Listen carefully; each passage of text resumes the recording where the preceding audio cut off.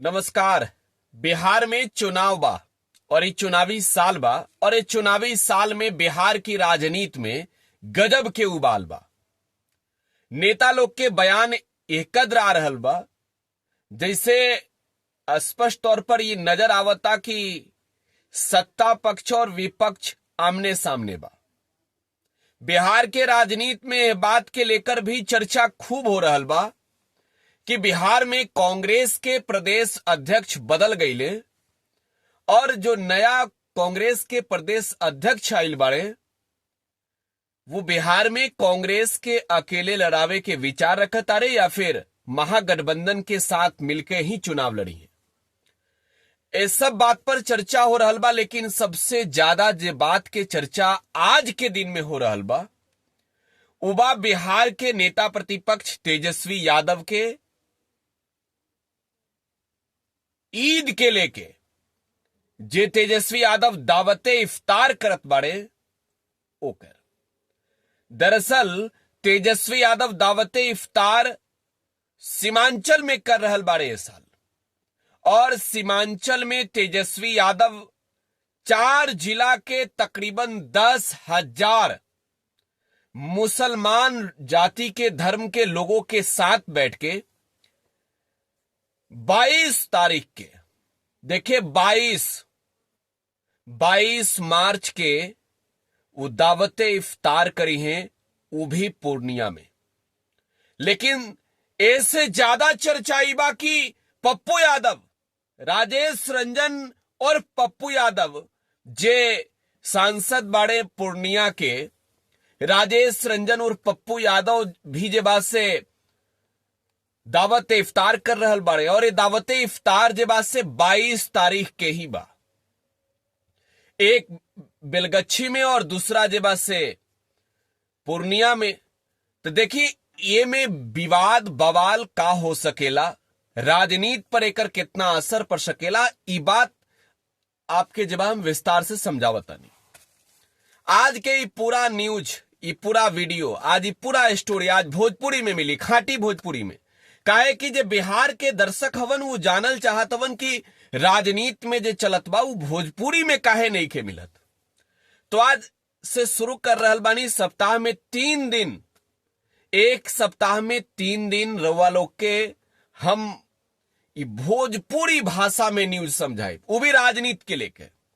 काहे कि राजनीति के देखे वाला जो दर्शक हुवन वो सबसे ज्यादा टुडे बिहार न्यूज के देखेले, और उनके ये बात के भरोसा रहेला कि टुडे बिहार न्यूज पर जो खबर दिखावल जात बा, जे खबर एहिजा सामने आवता वो खबर सियासत के वो लोग जाने के कोशिश करेला कि आखिर चले वाला का बा, और यहां पर जे हमरवा सामने बैठल बानी बतावे नहीं कि का हो रहल बा। तो चली देखी पूर्णिया के बात करता नहीं।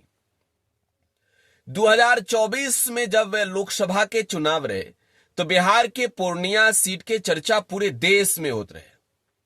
पूर्णिया एक ऐसा लोकसभा सीट रहे जहां से बिहार के 40 लोकसभा सीट में बिहार की जनता पहला ऐसा सीट पूर्णिया जहां से निर्दलीय ही राजेश रंजन और पप्पू यादव के जिता के लोकसभा के सदस्य बना दिलस।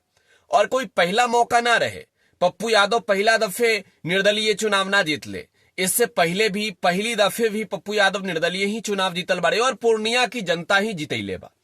लेकिन अब ई दावते इफ्तार के नाम पर पप्पू यादव और तेजस्वी यादव के चर्चा हो रहल बा। दरअसल पप्पू यादव के चुनाव हरवावे खातिर पप्पू यादव के खिलाफ मैदान में कैंपेन में तेजस्वी यादव खुद पहुंच गए रहे, और पूर्णिया में ही पप्पू यादव के खिलाफ तेजस्वी यादव बैठ के रणनीति बनावत रहे।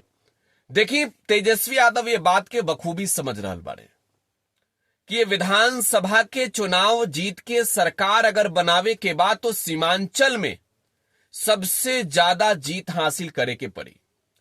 काहे कि खास तौर पर जे भी तेजस्वी के खिलाफत वाले लोग बाड़े उस सीमांचल में सक्रिय बाड़े, और उनमें नाम असदुद्दीन ओवैसी के भी बाटे, पप्पू यादव के भी बाटे, प्रशांत किशोर के भी बाटे, नीतीश कुमार के भी बाटे, और भाजपा के दाल ना गलेला तब भी भाजपा अररिया जैसन सीट जेबा से लोकसभा के चुनाव में जीत गई और आरजेडी वो सीट पे हार गई।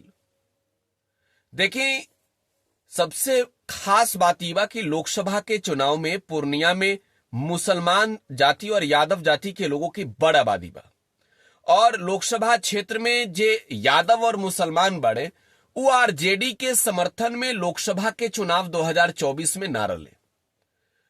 कई तरह के चर्चा होखेला। देखिए पूर्णिया बिहार के ऊ छोर बाटे जो आप कह सकता नहीं कि एक और पटना दूसरी ओर पूर्णिया बाटे, जमीन आसमान के दूरी के जैसन बाटे। एक लंबा डिस्टेंस बा, तकरीबन राजधानी पटना से जेबा से 350 से 400 किलोमीटर के बीच के दूरी बा।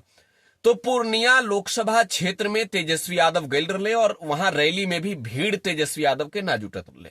तेजस्वी यादव के जो कैंडिडेट रैली वहां बीमा भारती जो रुपौली से विधायक भी रैली और अपनी विधायकी छोड़ करके वो आरजेडी के साथ आई रही, उनके बुरी तरीके से हारे के परल तीसरा नंबर पे गईली।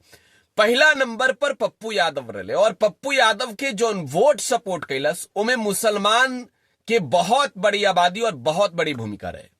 मुसलमान लोग जेबा से खुल के पप्पू यादव के समर्थन में रहे और ऐसे भी बड़ी बात कि यादव, देखिए बिहार में जब बात होखेला कि यादव जाति का नेता कौन, बिहार की राजनीति में जब चर्चा चलेला कि यादव के बिहार में आज के वक्त में गोलबंदी करे वाला नेता के हवन, आज के वक्त में यादव केकरा इशारा पर वोट करेले केकरा साथ जाले, तो में लालू यादव और तेजस्वी यादव के नाम सबसे पहला नंबर पर रहेला।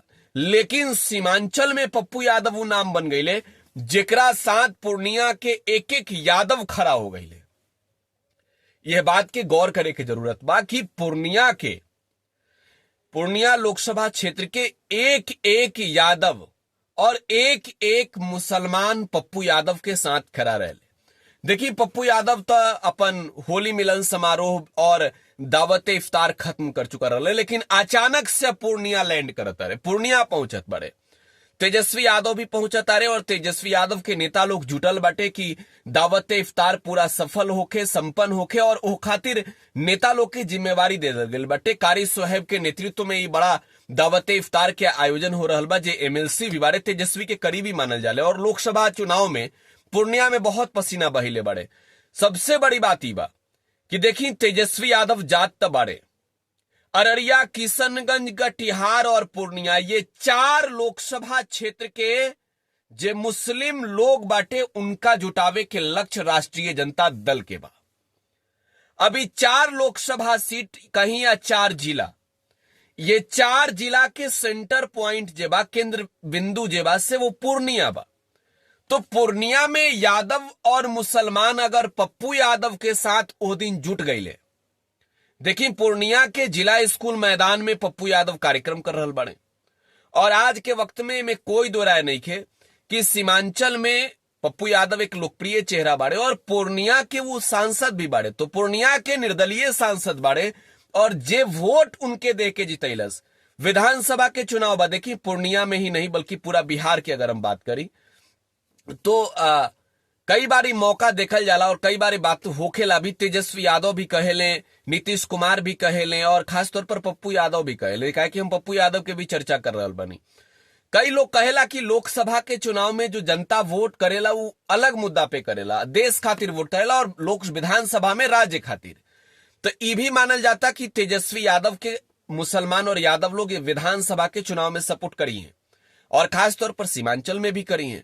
लेकिन सबसे बड़का जौन बात बा कि पूर्णिया वो जिला जहां पर मुसलमान के बड़ा आबादी बाटे और मुसलमान लोग के जो वोट बा वो काफी अधिक बा।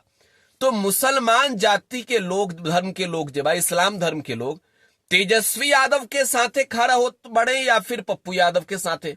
देखिए तेजस्वी यादव के ओर से टारगेट बाकी 10,000 से अधिक भी, और जाहिर सी बात भाई दावत इफ्तार तेजस्वी यादव के साथ होता, तेजस्वी यादव पहुंचता रहे तो कोशिश आरजेडी के हुई कि पूरा किशनगंज के उमड़ा दी, अररिया के मुसलमान लोग के पहुंचा दी, कटिहार के मुसलमान लोग के पहुंचा दी, पूर्णिया से जुटा दी। लेकिन अगर पप्पू यादव एहिजा अड़ गईले, अगर पप्पू यादव जिला स्कूल मैदान भर देले तो ये बात के समझ जाई कि सीमांचल के नेता के भी परीक्षा होखे वाला ही बाटे।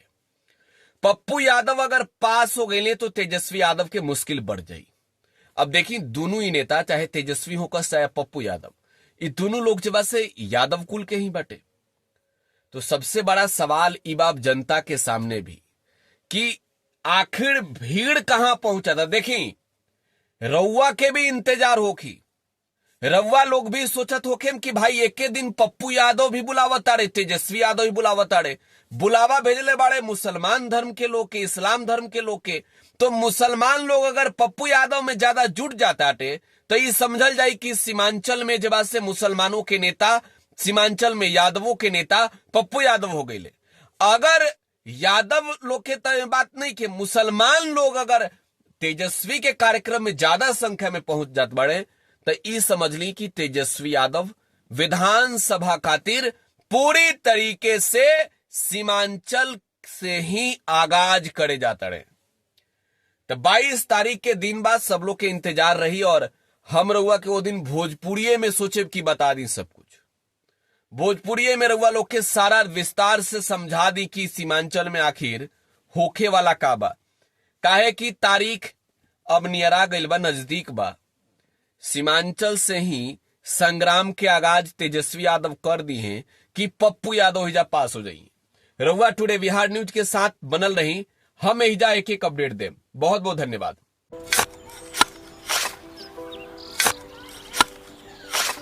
नई का साल मुबारक हो चाचा। हाँ मुबारक। जब तक की सरकार बा तब तक नया साल मुबारक। कहाँ का बात करत बाड़? बात ई बा, साल चाहे नया होके फिर चाहे हमार जिंदगी में तो बस दुख है, दुख बा। बाढ़ के समस्या 10 का 10 बा। फसल बर्बाद हो जाला या ऑन पॉन बिक जाला, ना कोई उपाय बा ना कोई राहत। बात तो सच बा चाचा, फिर से बाहर जाए के सोचे के पड़ रहे कि सरकार से कुछ ना हुई। कबू कबू तो लागेला हमरे मजदूरन की जिंदगी में कोनो नया साल सच में मुबारक होई। नया साल तो तब मुबारक होई जब नई सरकार आई। बात तो सही बा चाचा। नया साल, नई सरकार, नया संकल्प, नया बिहार।